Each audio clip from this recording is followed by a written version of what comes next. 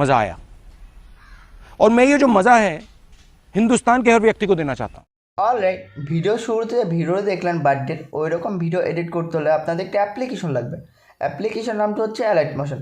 So আজ আমরা শিখে নেব অ্যালাইট মোশন অ্যাপ্লিকেশনের মাধ্যমে ওইরকম ইউনিক স্ট্যাটাস বার এডিট করা। সো আপনারা যদি আপনাদের ফটো দিয়ে ওইরকম স্ট্যাটাস বার এডিট করতে চাইলে আমাদের ভিডিওকে ফুল ওয়াচ করুন।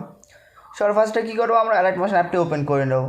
যাদের কাছে নেই তারা টেলিগ্রাম চ্যানেল থেকে ডাউনলোড করে নেবেন। করার পর এই যে প্রজেক্ট আছে আমরা প্রজেক্টে চলে আসবো। আসার পর উপরে আমাদের বিটমার্ক আর ইফেক্ট আছে, সবার ফার্স্টে বিটমার্ক ওপেন করে নেব। আসার পর ঠিক এরকম একটা ইন্টারফেস ওপেন হয়ে যাবে। আপনারা যদি এক্সএমএল ডাউনলোড করেন, এই যে পিএনজিগুলো আছে এগুলো না থাকতেও পারে, তো আমি ডিসক্রিপশন বক্সে পিএনজিগুলো দিয়ে দেবো। তো এবার কি করতে হবে, আমাদের এই যে বিটমার্কগুলো দেখতে পাচ্ছেন, এই বিটমার্কগুলোতে আমাদের ফটো অ্যাড করতে হবে। তো এবার কি করব, আমরা ফটো অ্যাড করব। ফটো অ্যাড করার জন্য কী করতে হবে, এই যে ডবল বিটমার্ক আছে, এই ডবল বিটমার্কে এসে প্লাস আইকন ট্যাপ করবো। ট্যাপ করে মিডিয়াতে এসে আমরা ফার্স্টে ফটো অ্যাড করে নেব। ফটো অ্যাড করা হয়ে গেলে কী করতে হবে, থ্রি ডট আছে, থ্রি ডটে চলে যাবো। আসলে ফিল কম্পোজিশন এরিয়া করার পর কী করতে হবে, এই ফটো পরবর্তী বিটমার্ক পর্যন্ত আসেনি, তো কী করবো, ফটোকে সিলেক্ট করবো আমরা। পরবর্তী বিটমার্কে এসে এই অপশান ট্যাপ করবো। তো আমাদের কী হবে, ফটোটা পরবর্তী বিটমার্কে চলে আসবে। তা পরবর্তী ফটো বিটমার্কে এসে আমি তার পরবর্তী যে ফটোটি আছে এই ফটোকে অ্যাড করে নেবো। করার পর ওপরে থ্রি ডটে যে ফিল কম্পোজিশন এরিয়া করার পর এটাও তার পরবর্তী বিটমার্ক পর্যন্ত আসেনি, কী করতে, পরবর্তী বিটমার্কে এসে ফটোকে সিলেক্ট করতে হবে। ফটোকে সিলেক্ট করে কী এই যে অপশানটা আছে এই অপশানে ট্যাপ করবো। সো তার পরবর্তী বিটমার্কে চলে আসবো। আসার পর আমরা এইটাকেও ফুল কম্পোজিশন এরিয়া করে নেব। তো এই ফটোটাকে আমরা অ্যাডজাস্ট করে নেব। তার পরবর্তী যে লাস্ট বিটমার্কটা আছে এখানে এসে আমরা ফটো অ্যাড করে নেবো একটা।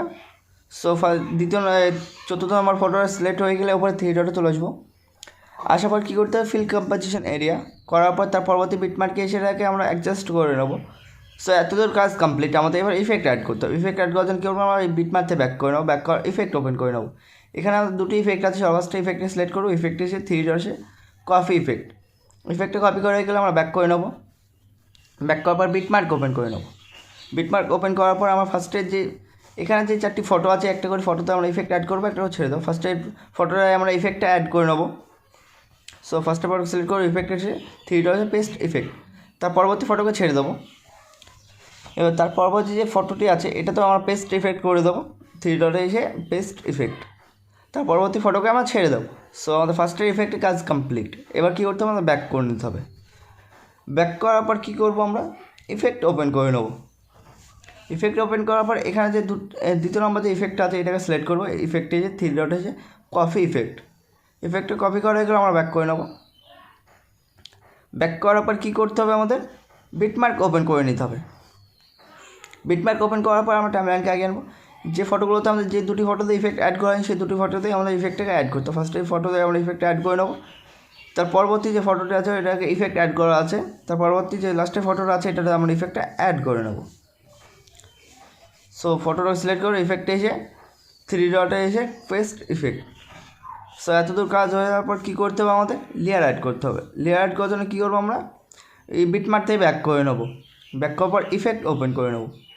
এখানে যে চারটি লেয়ার দেখতে পাচ্ছেন, সরি পাঁচটি লেয়ারকে আমরা কপি করতে হবে। ফার্স্টটাকে লং প্রেস করবো, তারপর এগুলোকে করে নেবো।